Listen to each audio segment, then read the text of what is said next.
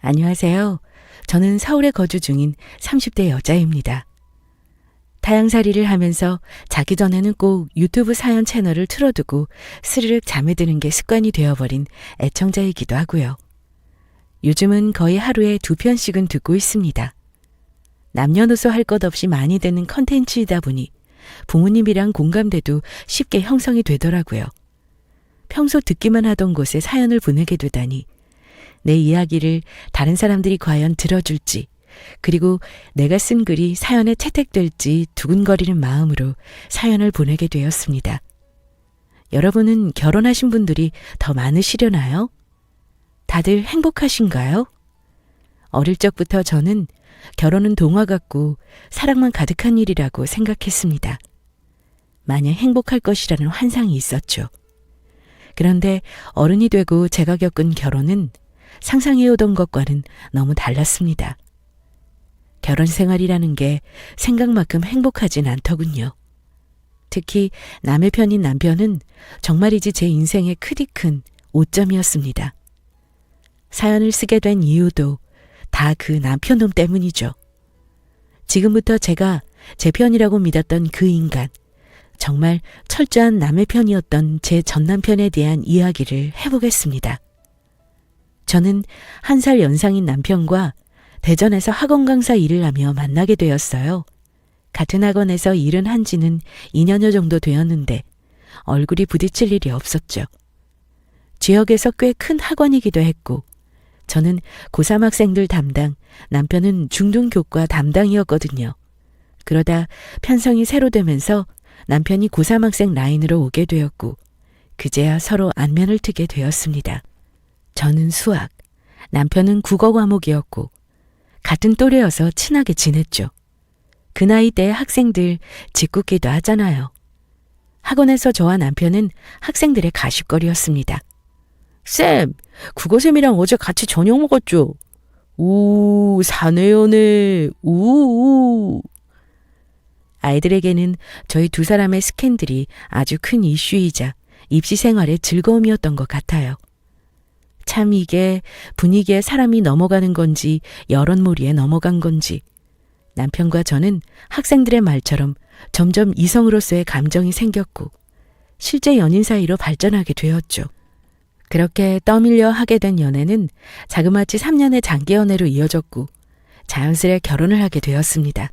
부부가 같은 직장을 다니거나 같이 가게를 하면 많이들 싸운다고 하잖아요. 그런데 오히려 저는 너무 좋더라고요. 저희 두 사람 다 학원 일을 하다 보니 일반 직장인분들과는 패턴이 좀 달랐죠. 남들이 출근하는 시간에는 쉬고 있고 남들이 퇴근하는 시간부터 일을 하는 그런 패턴이었죠. 남편을 만나기 전에 다른 직업을 가진 사람들을 만났을 때는 패턴이 맞지 않아 많이 다투기도 했었거든요. 어쨌든 저희는 너무 잘 지냈습니다. 퇴근 후에는 서로 학생들 반응이나 강의 평가에 대해 얘기를 나누기도 하고 함께 출퇴근도 하고 말이죠. 소연아, 이거 먹고 수업 가. 짠, 소연이 네가 먹고 싶어 했던 거 사왔지. 소연아, 우리 내일은 소연이 가고 싶어 했던 카페 갈까? 남편은 참 다정다감했고 세심하게 저를 챙겨주었습니다. 꼭 아빠처럼 말이에요. 당신한테서 아빠 냄새나. 에? 아빠 냄새? 뭐지? 아저씨 같다는 거야? 너무하네. 그게 아니라 정말로 당신 이렇게 안고 있으면 너무 포근해서 좋다고. 저는 친정아버지를 일찍 여의었던 터라 남편의 그런 챙김이 싫지만은 않았습니다. 저를 안아주는 남편의 품은 정말 포근했거든요. 친정엄마도 제가 안정감 있게 살아가는 걸 보시면서 참 마음이 놓인다고 하셨습니다. 그렇게 마냥 행복한 일들만 이어질 거라고 너무 당연하게 생각한 탓이었을까요? 이제는 좀 적당히 행복해하라며 하늘은 저에게 하나의 시련을 주었습니다. 친정 쪽으로 유방질환 유전이 있어서 저는 정기적으로 검사를 해왔습니다. 여자는 특히 엄마 병력을 잘 담는다고 하잖아요. 그래서 20대부터 꾸준히 신경을 써오고 있었죠. 항상 특이한 점 없이 받아오던 검사였기에 그 당시에도 가벼운 마음으로 병원에 갔어요. 이번에도 아무 이상 없겠지 하면서 말입니다. 왼쪽은 괜찮은데 오른쪽 모양이 조금 이상하네요. 그런데 한참 초음파를 들여다보던 의사 선생님이 오른쪽 가슴에서 혹이 보이는데 일반 무릎과는 모양이 조금 다르다는 거예요. 모양이 좋지 않다고 말입니다. 이거는 조직 검사할게요. 혹시 모르니까 하는 거예요. 너무 걱정하지 말고요. 걱정이 안 될 리가 있나요? 검사 결과가 나오기 전까지 누구한테 말도 못하고 한참을 끙끙거리며 스스로 마인드 컨트롤을 하고 있었어요. 나는 젊으니까 괜찮을 거야. 설마 암이겠어? 라고 말이죠. 그런데 나이는 상관이 없었나 봅니다. 검사 결과 모양이 좋지 않았던 게 좋지 않은 세포였죠. 그래도 운이 좋았어요. 정말 극초기에 발견되어서 항암 치료 없이 수술로 제거해내기만 하면 되었죠. 소연이 네가 엄마 잘못 만나서 그런 수술까지 하나 보다. 아휴, 우리 아가 안쓰러워서 어떡해. 엄마는 제 이야기를 듣고는 내내 당신 탓이라며 그렇게 미안해 하셨네요. 저는 당연히 그게 무슨 엄마 탓이냐고 그런 생각 말라며 엄마를 달랬죠. 정말 엄마 탓이 아닌걸요. 제 몸에서 생긴 건데 그게 왜 엄마 탓이겠어요? 제가 몸 관리를 못한 탓이죠. 그렇게 엄마와 남편을 두고 수술대에 올랐습니다. 정말 깔끔하게 수술이 잘 되었어요. 대신 매년 정기적으로 추적 검사를 해야 하고 여성 호르몬 억제제를 먹어야 했지만 말입니다. 소연 씨, 몸은 좀 괜찮아요? 아마 앞으로는 수술한 쪽 팔을 많이 쓰면 뻐근할 수도 있어요. 당연한 얘기지만 스트레스는 당연히 덜 받아야 하고요. 먹는 것도 신경 써야 합니다. 수술 후에도 관리를 잘 해야 한다는 의사 선생님의 말도 그렇고 저도 무서웠습니다. 뭐든 관리가 중요하잖아요. 그리고 또 재발하면 어쩌나 하는 생각에 두려운 게 가장 컸죠. 나 1년 정도 쉴까 봐. 입시 과목 학원 강사라는 직업 특성상 일주일 한 달을 쉰다는 건 사실상 불가능했어요. 아이들도 선생님이 갑작스레 바뀌었다 다시 나오면 적응하기도 힘들고요. 원장님과 상의 끝에 1년간 쉬고 복직하는 건 어떠냐는 의견이 나왔었죠. 혼자만의 일이 아니기에 남편에게도 상의를 했어요.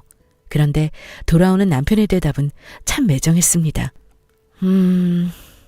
굳이 그렇게까지 해야 할 필요가 있나? 아니, 내 말은 당신 수술한 거 회복은 당연히 해야지.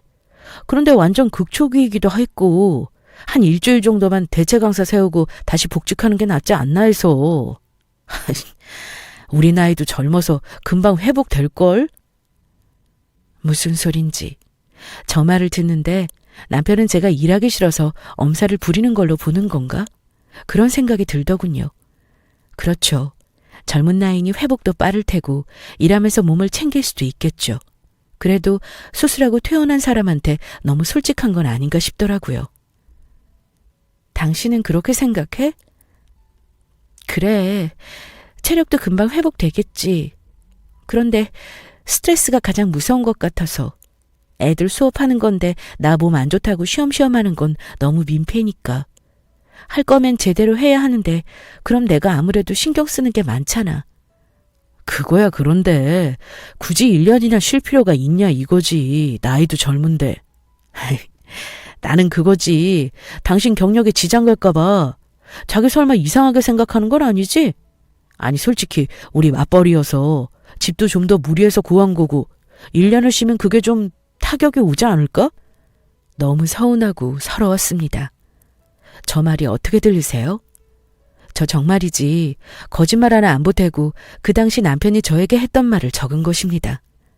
당시에 워낙 충격적이라 아직까지도 생생히 기억나네요. 속이 뻔히 보이는데도 남편은 계속 애둘러 말을 했습니다. 그게 더 상처가 되고 서럽더군요. 참을 수가 없었습니다. 소연아, 내 마음 알지? 내가 무슨 말 하는지도. 어? 우리 주말마다 같이 공기 좋은 데 가서 힐링하고 오면 되잖아. 울지 않으려 애쓰는데도 눈물은 자꾸 삐져나왔고 꾹꾹 참아가며 남편한테 말을 했습니다. 주말? 주말은 특강 안 해? 특강을 해야 당신이 좋아하는 돈 실컷 벌지. 내가 일 쉬는 게 그렇게 싫어? 돈이야 또 벌면 되는 거 아니야. 대출금? 걱정 마. 내가 모아놓은 거에서 꼬박꼬박 똑같이 낼게. 당신은 내 몸보다 돈이 먼저구나. 내가 쉬느라 못 버는 돈이 아까운 거 아니야 지금. 저는 남편한테 따졌습니다. 내가 일 쉬는 게 그렇게 싫은 거냐고. 돈이야 또 벌면 되는 거지. 당신은 내가 1년 겨우 쉬는 게 아깝냐고 말이에요. 남편은 제 말을 듣고 한참을 아무 말 없이 저를 바라보았습니다. 저는 남편이 가만히 있길래 저한테 미안해서 그런 건 줄 알았거든요. 그런데 뭐라고 했는 줄 아세요? 그래, 당신 몸이 먼저지. 나도 당신 몸이 먼저야. 대신 당신이 휴직 기간을 갖더라도 우리 결혼 전에 약속했던 거에 대한 책임감을 갖고 생활했으면 해. 결국 적에 걸렸던 거죠. 결혼 전에 남편의 제안으로 결혼생활 원칙을 정한 게 있었습니다. 서로 맞벌이니 집 대출금 갖고 공동생활비 외에는 각자 벌어서 각자 쓸 것. 부모님 용돈도 각자 부모님 건 각자 알아서 챙겨드릴 것.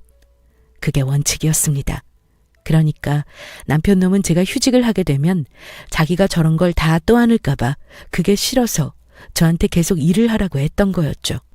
당신도 당신 돈 벌어서 쓰던 사람인데 아무래도 쉬다 보면 좀 그럴 거 아니야. 그래서 나는 당신이 쉬면서 금전적으로 좀 힘들지 않을까 해서 얘기한 거였어. 뭐 대출금이야 내가 한두 번 내는 게 문제겠어?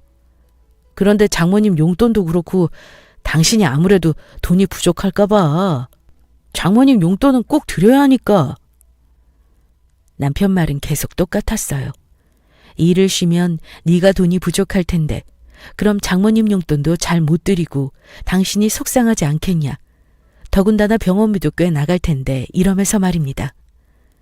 여러분은 저런 말을 들으면 어떠실 것 같아요? 저는 정말이지 정이 뚝 떨어졌습니다. 저런 인간 말에 우는 것도 아까워서 손톱이 상처를 내는 것도 모르고 주먹을 꽉 쥐며 울음을 참았습니다. 걱정 마. 당신한테 돈 달라고 안 해. 내가 모아둔 돈에서 치료받고 우리 엄마 용돈 드리고 다 할 거야. 저는 남편한테 걱정 말라고 했죠. 내 돈으로 다 알아서 할 거고 보험도 있으니 내가 알아서 치료하고 다 하겠다고 말입니다. 그 인간 그제야 미간에 주름이 펴지더니 안심하는 듯 했어요. 그제야 당신이 힘들면 쉬라고 하더군요. 마음 같아서는 더 쏘아붙여대고 싶었지만 그냥 참았습니다. 더 얘기했다가는 병이 재발할 것 같았죠. 나 다녀올게. 폭풍 같았던 그날의 다툼이 지나고 얼마 안 있어 다시 평범한 일상이었어요. 남편은 같은 시간에 출퇴근을 했고 돈 문제 빼고는 저한테도 똑같이 대했습니다. 다만 다른 게 있다면 저는 남편한테 상처받은 상태였다는 것과 저는 쉬고 있다는 것, 그 두 가지였죠. 그래도 그 당시에는 남편이라고 저를 챙겨주고 다정하게 대하는 남편 놈이 나름 힘이 되었죠. 사실 많이 의지를 했습니다. 멍청하게도 말이에요. 변명을 하자면 제가 속을 털어놓고 의지할 수 있는 게 당시의 남편뿐이었거든요. 가뜩이나 당신 때문에 제가 아픈 거라고 미안해하시는 엄마한테 힘든 내색은 당연히 못했고 동료들이나 친구들한테도 괜히 아픈 사람이라는 인식을 주고 싶지 않아 씩씩하고 아무렇지 않은 척했죠. 그런데 사랑, 재채기, 가난은 숨기려 해도 숨겨지지 않는다고 하잖아요. 그중 세 번째인 가난. 뭐 가난이라는 단어를 감히 쓸 수 없는 상황이긴 하지만 저는 점차 금전적으로 쪼들리기 시작했어요. 그게 당연히 얼굴에도 티가 났겠죠? 소연아, 무슨 일 있어? 요즘 왜 그래? 아니, 저기 지연아, 너 혹시 돈 좀 빌려줄 수 있어? 돈? 갑자기? 너 무슨 일 있어? 일 없다니까. 그냥 엄마 생활비. 다행히 저희 집 상황을 잘 알던 친구였고 친구는 선뜻 돈을 내주었습니다. 갚을 필요 없으니 얼른 보내드리라고 말이죠. 저는 저한테 돈을 잘 안 씁니다. 굳이 쓸 필요가 없다고 생각하거든요. 옷 한 벌을 살 때도 한 달은 생각하고 사는 편입니다. 그런데 딱 하나 제가 정말 필요하다고 생각하는 곳이 있어요. 바로 저희 친정엄마한테 드리는 생활비였습니다. 저희 친정은 많이 힘들었습니다. 자식이라고는 저 하나였고 아버지가 일찍 돌아가셔서 엄마 혼자 온갖 일을 다 하시면서 저를 키워내셨죠. 생전에 아빠가 사업으로 남기고 간 빚이 있어서 그 빚을 갚으랴 저를 키워내랴 엄마가 돈을 모으시기엔 너무 힘든 상황이었어요. 그나마 제가 성인이 되어서는 대학 때부터 과외로 졸업 후에는 학원 강사로 돈을 벌어서 나름 전보다는 평범하게 살아가고 있었죠. 이것저것 포함해서 매달 100만 원씩 엄마한테 돈을 들여오고 있었어요. 그런데 유방암이 엄마를 찾아왔고 엄마는 저보다 늦게 발견하신 탓에 수술을 해도 항암 치료를 하셨어야 했죠. 다행히 관리를 잘하신 탓에 8년이 지난 지금도 재발 한 번 없이 건강하세요. 소연아, 엄마 이제 일해도 될 것 같지 않아? 됐어. 그런 소리 하지 마. 항상 관리가 중요해, 엄마. 내가 생활비 보내주잖아. 엄마는 저한테 생활비 받는 게 미안하다며 굳이 일을 하셔야겠다고 하셨죠. 사실 자식 입장에서는 부모가 평생을 일을 했는데 또다시 일하는 게 반갑지만은 않잖아요. 그런데 또 엄마는 그게 아니셨나 봐요. 결국 타협점을 본 게 파트타임으로 일을 하시는 거였죠. 딸, 돈 안 보내도 괜찮아. 엄마도 일하잖아. 됐어. 엄마 딸 충분히 여유 되네요. 거짓말이었어요. 일을 쉬면서부터는 모아둔 돈을 쪼개서 쓰고는 했는데 점점 부족해졌죠. 저도 결혼 후 구한 집 대출금에 엄마 용돈 합자금을 갚다 보니 모아둔 돈이 크지 않았거든요. 그래서 남편한테 어렵게 얘기를 꺼냈습니다. 복직도 얼마 안 남았으니 금방 갚겠다고 말이에요. 남편도 저희 친정 상황을 알고 있었으니 도와주지 않을까 해서 말이죠. 그래서 이번 달 한 번만 좀 도와줄 수 있어? 내가 바로 갚을게. 그런데 제 예상과 달리 남편은 질색팔색하며 이럴 줄 알았다고 난리를 치기 시작했습니다. 소연아, 내가 이럴 줄 알고 그때 얘기한 거야. 일주일이나 한 달만 쉬라고. 이게 뭐냐? 나는 부부간에 이렇게 사적인 걸로 돈 얘기하는 게 너무 싫어. 정말 정색을 하면서 저한테 저렇게 이야기했습니다. 사적인 걸로 부부간에 돈 얘기하는 게 얼마나 싫은 건지 아냐고 말이에요. 그러면서 저에게 제가 휴직하는 동안 자신이 대신 찍은 집 대출 이자에 대해 쭉 나열했습니다. 이렇게만 들으면 12개월 가까이 남편 혼자 낸 것 같죠? 딱 2번이요. 딱 2번 대신 냈습니다. 그것도 자기가 낸다고 해서 말이에요. 저거 2번 당신이 낸다고 할 때 내가 싫다고 했잖아. 내가 낸다고. 그거를 그렇다고 덥석 알겠다고 하냐? 예의상한 말이지? 예의라니. 참. 아니 무슨 회사에서 커피 한 잔 누가 살까 이런 상황도 아니고 말이에요. 점점 저도 화가 났습니다. 남편의 막말은 도를 넘기 시작했거든요. 소연아, 왜 이렇게 생각이 어려? 왜 그렇게 책임감이 없냐? 우리가 결혼 전에 한 약속이면 당연히 끝까지 지키는 거야. 가족이라고 아무렇지 않게 은근슬쩍 넘어가는 거라고 생각하는 것 같은데, 와, 이건 좀 너무 실망이다. 남편은 저딴 식으로 말을 하면서 자기가 왜 도와줘야 하는지 모르겠다고 얘기를 했습니다. 당연히 당신이 이런 상황까지 생각해가며 휴직을 했어야 하는 거 아니냐면서 말이죠. 지금 시댁도 힘들다면서 말입니다. 힘들다고? 아, 그래서 힘드셔서 이번에 해외여행 가신 거구나. 한 달은 가실 거를 힘들어서 당신이 일주일밖에 못 보내드린 거야? 남편은 제 말에 당황하더군요. 무슨 소리냐고 빡빡 우기길래 그날 낮에 통화한 내용을 얘기했죠. 남편한테 제가 돈 얘기를 꺼낸 게 이유가 있었습니다. 저보다는 여유가 있는 것 같아서였어요. 어떻게 알았냐고요? 전날 낮에 큰형님이 전화가 왔었거든요. 동서, 몸은 좀 괜찮아? 네, 그럼요. 걱정해 주셔서 감사해요.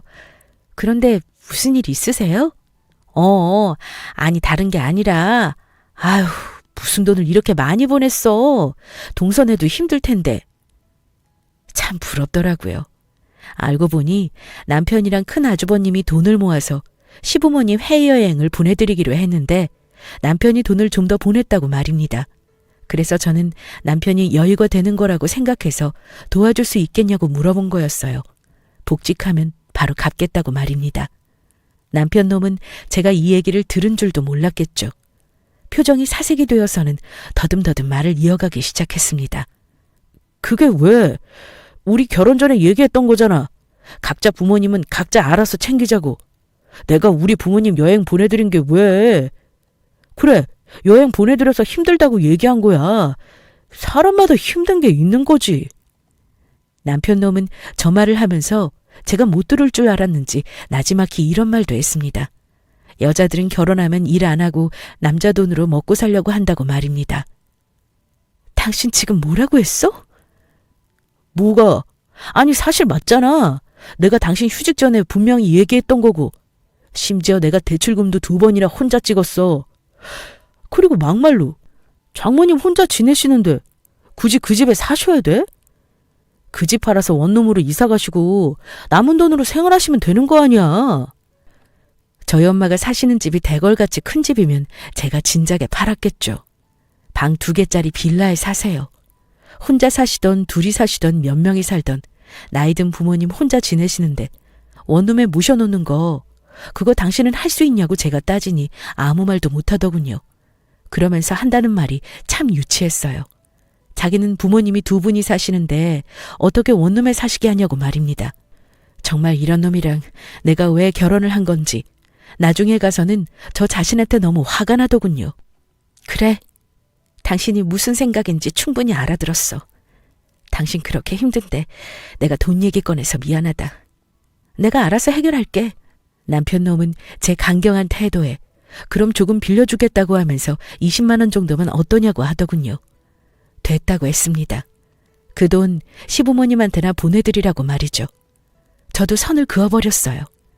얘기하다 보니 생각난 건데 그 인간이 얼마나 최악이었는지 아세요? 다행인 게 남편 놈과는 달리 시부모님은 좋은 분들이었어요. 한 번은 시어머님이 전화를 하셨죠.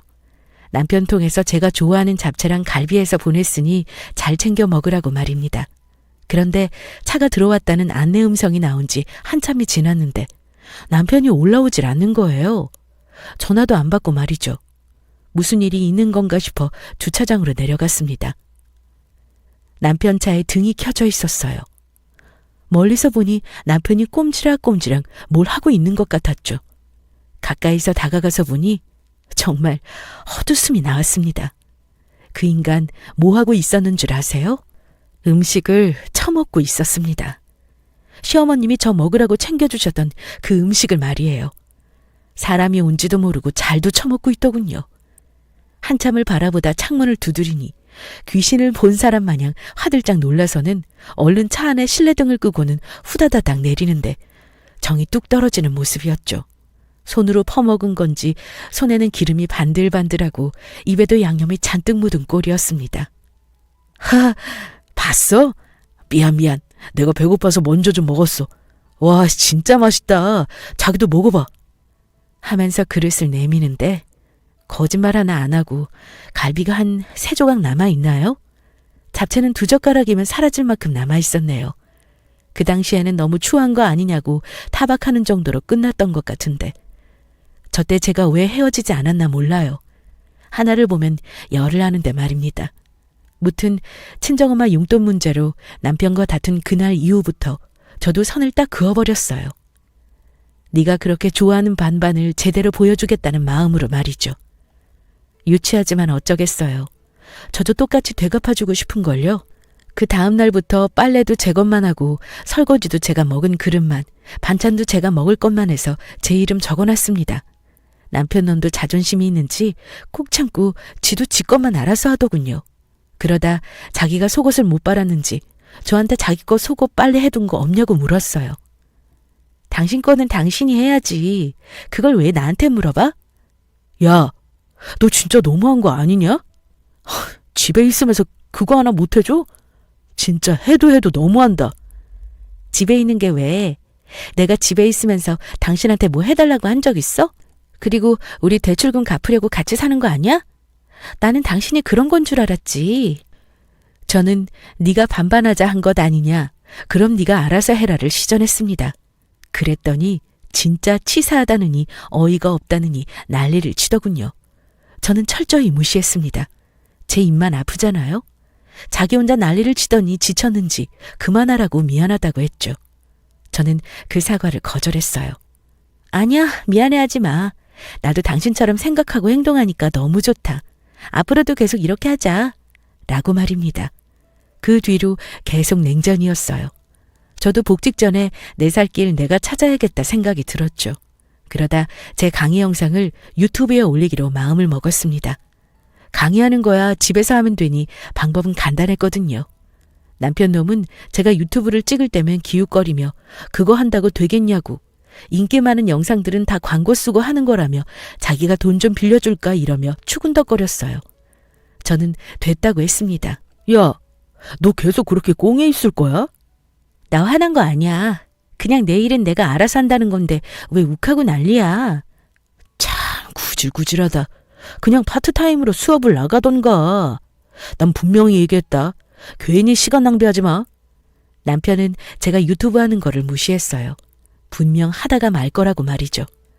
저는 그럴수록 더 이를 악물고 좋은 강의를 만들어내는데 매진했습니다. 그게 빛을 발하기 시작했죠. 어느 순간부터 조회수가 올라가더니 어느새 꽤 많은 구독자가 생겨났습니다. 그러던 어느 날 강남에 있는 대형 입시학원에서 러브콜이 왔어요. 다만 강남학원으로 가게 되면 남편과 주말 부부를 해야 했습니다.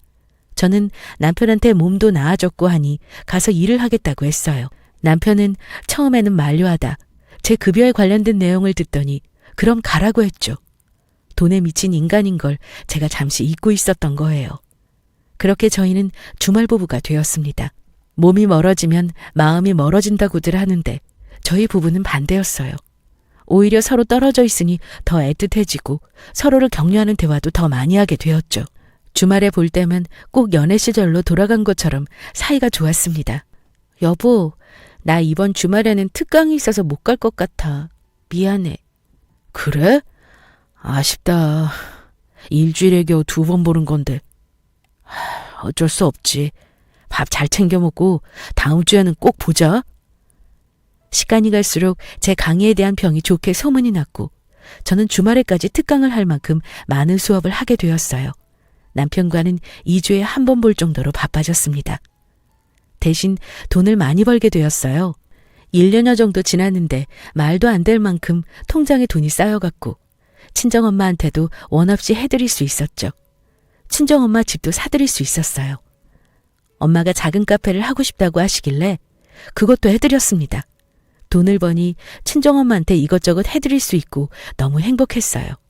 고향에서 벌던 돈이랑은 아무래도 금액 차이가 많이 났죠. 이 정도라면 얼마든지 엄마한테 도움을 드릴 수 있겠다는 생각에 행복했습니다. 그런데 마음 한켠으로는 남편이 걸렸어요. 나 때문에 원치 않은 독거 생활을 하고 있으니 말입니다. 남편한테 미안한 마음이 들어 그 주 금요일에 서프라이즈를 해줄 작정으로 대전집으로 내려갔어요. 여보, 나 이번 주도 특강 때문에 못 내려갈 것 같아. 아휴, 이번 주도? 당신 보고 싶은데 너무 아쉽다. 미안해. 다음 주엔 꼭 갈게. 그래, 알았어. 보고 싶다. 밥 잘 먹고. 저렇게 남편한테는 거짓말을 하고 말이에요. 오랜만에 남편 밥 좀 해먹이고 싶어 이것저것 장도 한아름 봐서 집으로 향했습니다. 꼭 소풍 가는 것처럼 마음이 두근거리고 설레었죠. 오랜만에 온 집 앞에서 설레는 마음으로 문을 열고 들어섰는데 안방문이 열리며 한 사람이 나왔습니다. 오빠야? 안방에서 나오는 그 여자는 오빠를 찾는지 오빠냐며 잠옷 차림으로 나왔죠.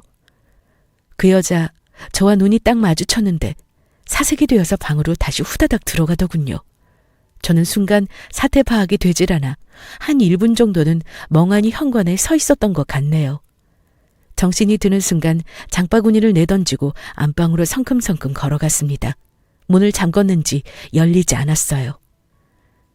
문 열어요. 문 열어. 꼼짝을 안 하더군요. 정말 간신히 참아가며 얘기한 건데 저도 손이 부들부들 떨렸습니다. 망치를 꺼내와 안방 문고리를 내리쳤어요. 얼마 가지 않아 문고리는 나가 떨어졌죠. 안방을 들어서니 그 여자는 보이지 않았어요. 그때 옷장 쪽에서 소곤거리는 소리가 들렸습니다. 오빠, 언제 와? 빨리 와. 아니, 그게 아니라. 옷장 문을 벌컥 여니 그 여자 쭈그려 앉아서는 남편한테 전화를 하고 있었어요. 저는 말없이 전화기를 빼앗아 그대로 끊어버렸죠. 그런데 그 여자 익숙한 사람이었습니다. 남편과 제가 일하던 학원 데스크 직원이었어요. 너 여기서 뭐하니? 저의 물음에 말이 없었죠. 뭐하냐고? 그런데 그 여자아이 저를 보고 피식 웃더군요. 저도 거기서는 이성이 끊겨서 잘 기억이 나질 않습니다만 그 자리에서 그 여자의 뺨을 내리친 건 기억이 납니다. 그리고는 머리채를 잡아 거실로 끌고 나갔죠. 저한테 바득바득 소리를 치더군요. 그년이 뻔뻔하게도 말입니다. 뭐 잘한 게 있다고 저한테 소리를 쳤어요. 오빠가 당신이랑 이혼할 거라고 했어. 여자가 이렇게 드세니까 오빠가 숨을 못 쉬지. 돈 버는 게 전부인 줄 알아? 그러면서 남편이 저랑 이혼할 거라고 했다고 하더군요. 남편이 저 때문에 힘들다고 했다고 말입니다. 제가 내려오기 어렵다고 전화한 주말이면 저한테는 그렇게 아쉽다고 해놓고는 집으로 그 여자애랑 계속 같이 있었다며 평일 내내 자기가 이 집에 들어와서 지내는 거 몰랐냐고 말이죠. 참 주둥이를 잘도 나불거리길래 다시 한번 얘기해보라며 핸드폰 녹음 기능을 켜서는 그 여자한테 갖다 댔어요. 그랬더니 미친년 마냥 소리 지르며 다시 그대로 얘기했죠. 남편이랑 평일 내내 같이 지냈고 남편이 저랑 이혼할 거라고 했다고 말입니다. 얘기 다 했니? 그래, 다 했다. 진짜 웃기지도 않아. 뭐 이렇게 갑자기 찾아오면 오빠가 좋아한대? 당신 오는 거 너무 귀찮고 싫대. 돈 좀 번다고 유세 떠는 거 비위 맞추기도 귀찮다고. 실실 웃으며 비아냥거리는데 너무 화가 나서 뺨을 수도 없이 내리쳤어요. 그 여자애도 지지 않고 제 머리채며 오시며 잡아뜯었죠. 그때 남편놈이 룰루랄라 들어오더군요. 그년이랑 같이 마시려 했는지 커피를 사서는 말입니다. 남편은 저를 보고 얼었어요. 지금도 그 표정이 잊혀지지가 않는 게 저를 한 번 보고 그 여자를 한 번 보더니 얼굴이 붉어졌어요. 그리고는 저벅저벅 걸어와 제 뺨을 내리쳤습니다. 너 미쳤어? 얘한테 무슨 짓을 한 거야? 오빠. 상간녀는 남편한테 달려가서 엉엉 울고 있었고 저는 바닥에 나자빠져서는 쓰러져 있었죠. 남편은 제가 아닌 그 상간녀를 품에 안고 말입니다. 그리고서는 저에게 계속 소리쳤어요. 뭐하는 짓이냐고 말이죠. 어떻게 사람을 이 지경으로 만들어? 미친 거 아니야? 유영아, 괜찮아? 봐봐. 아유, 이게 뭐야? 아까 전화한 게 저 사람 때문이야? 아주 애지중지 난리가 났더군요. 바닥에 쓰러져 있는 제 자신의 모습이 너무 비참했습니다. 눈물이 나는 것도 너무 짜증이 났고요. 잘들 논다, 잘들 놀아. 너 나 없는 동안 이러고 살았어? 어린 년이랑 놀아나면서? 미리 말을 하지. 주말에 나 올 때마다 저거 보고 싶어서 어떻게 참았어? 얘기를 해봐. 그래. 그럼 눈치 좀 채지 그랬어. 너같이 바락바락 떠들어대는 여자랑 살다가 유영이 만나니까 아주 살겠더라. 유영이 얘는 내 말에 귀 기울여주고 사근사근 잘 웃어주더라. 너는? 너도 좀 반성해야 하는 거 아니냐? 배신감에 부들부들 치가 떨렸습니다. 정말 비참했던 게 뭔 줄 아세요? 남편이 그런 말 하는 것보다 상간녀 앞에서 그런 취급을 당한다는 게 정말 비참했습니다. 반성? 진짜 할 말 없다. 이혼하자. 네가 바라는 거지? 내가 미안하네. 여우 같지를 못해서. 내가 참 미안하다. 그래, 둘이 잘 살아. 이혼하자. 선유영, 너 지금 네가 하는 선택이 앞으로 네 인생을 어떻게 바꿀지 오늘 이 순간을 절대 잊지 마. 알았지? 더는 얘기를 하고 싶지도 않았고 실랑이를 하고 싶지도 않았어요. 너 나 때렸지? 나도 너 한 대만 때리자. 남편한테 다가가 있는 힘껏 남편 뺨을 내리치고 집을 나왔어요. 그날 마지막으로 저의 결혼 생활도 끝이 났죠. 상간녀가 자기 입으로 술술 분 녹음 내용 덕에 위자료도 받았어요. 제 귀책 사유가 없어서 재산 분할도 없고 깔끔하게 이혼을 했습니다. 서울에 집을 구했어요. 자가는 아니지만 전세를 구했죠. 친정어머니와 같이 살 집으로 말이에요. 엄마가 운영하실 가게도 기존에 고향에서 하던 것보다는 작았지만 새로 이사한 집 근처로 자그마하게 구해드렸습니다. 저는 오히려 결혼을 하면 안 되는 사람이었나 봐요. 얼마나 행복한지 몰라요. 엄마한테 사주고 싶은 거 사드리고 나 하고 싶은 대로 하고 말이죠. 말 그대로 화려한 싱글입니다. 아, 제가 또 한 건을 했는데요. SNS에도 카톡처럼 알 수 있는 친구나 생일인 친구가 뜨잖아요. 거기에 그 상간녀가 3일 뒤에 생일이라고 뜨는 거 있죠? 그걸 또 제가 발견한 거고요. 예전에 상간녀 생일에 생일 선물을 준 한 아내분 글을 읽은 게 기억이 나서 저도 똑같이 해줬습니다.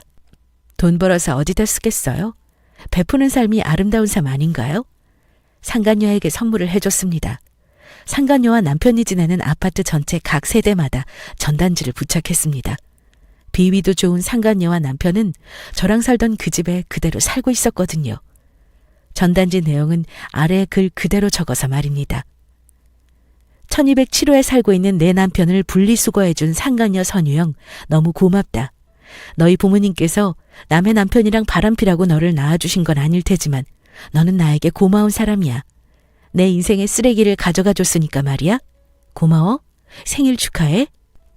친절한 알바분이 각 호수 현관에 부착한 사진을 인증샷으로 보내주셨죠. 정말 10년 묵은 채증이 쑥 내려가는 것 같았어요. 그 두 년놈이 일하는 학원에도 부착하고 싶었지만 원장님 체면을 생각해서 겨우 참았습니다. 그리고 상간녀 학교에도 전단지를 돌렸습니다. 그 아이 지금쯤 대학교 졸업반이라 학교에서 모르는 사람이 없을 테니 말이죠. 가까이서 그 인간들 표정을 봤어야 하는데 그걸 보지 못해서 너무너무 아쉬울 따름입니다. 그날 저녁 전화가 불나게 울렸어요. 저장되어 있진 않았지만 누군지 단번에 알 수 있었죠. 제 남편 말입니다. 제가 잘못한 건 없으니 전화를 피할 이유도 없지 않겠어요? 전화를 받았습니다. 여보세요? 남편은 제가 전화를 받자마자 온갖 욕을 하며 소리를 질러댔습니다. 상간녀는 옆에서 울고 있는 건지 울음소리가 들리더라고요. 네가 그런 거지? 너 미쳤어? 사람이 구질구질하게 왜 이래? 나 너 고소할 거야. 이보세요. 어디서 쌍스럽게 육지거리를 하시는 거예요? 당신이랑 나랑 무슨 사이라고. 그리고 내가 했다는 증거 있습니까? 그럼 찾아서 고소하세요. 저는 수업 들어가야 해서요. 이만 끊을게요. 저는 전화를 끊었어요. 전 남편 놈은 분이 안 풀렸는지 문자를 계속 보내오더군요. 읽지도 않고 삭제했습니다. 증거가 있을 리가요. 자기가 그 알바생을 본 것도 아니고 연락처를 아는 것도 아니고 어떻게 알겠습니까? 그리고 그 인간 간이 콩만한 사람이라 괜히 들쑤시지도 못할 사람이거든요. 들쑤셔봤자 지네들 일만 다시 드러나는 꼴이니 말입니다. 어쨌든 이야기의 마무리로 제가 한 통쾌한 복수를 함께 나누고 싶어 추가로 글을 적었네요. 글을 쓰다 보니 시간이 꽤 지난 거 있죠? 이제는 글을 그만 쓰겠습니다. 하루빨리 제 사연이 유튜브에 업로드되길 바라며 열심히 듣고 있을게요. 두서없는 이야기였을 텐데 끝까지 들어주셔서 감사해요. 모두들 항상 행복하시고요. 건강하세요.